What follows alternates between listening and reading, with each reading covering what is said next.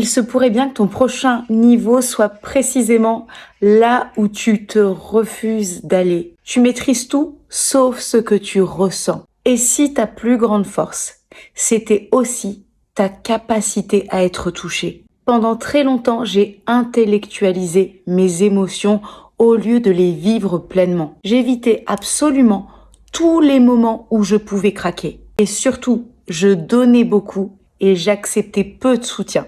En vérité, c'est toujours un peu le cas et je travaille beaucoup là-dessus. Si tu te reconnais dans ce profil de leader, les astuces que je vais te donner peuvent t'amener au prochain palier. À un moment donné, j'ai eu cette évidence qui m'est venue à l'esprit.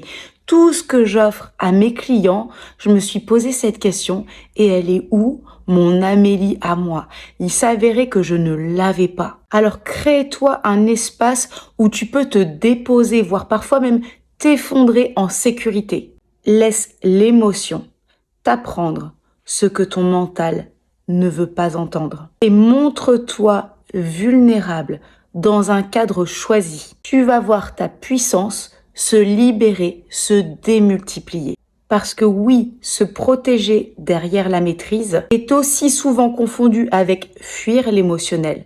Lorsque tu comprends que tu n'es pas qu'un cerveau, tu es aussi un ensemble, une conscience avec des émotions, un corps, et que tu joues avec cet ensemble-là, c'est là que tu atteins le prochain niveau. Et le plus fort, c'est que ça se fait facilement parce que c'est qui tu es véritablement.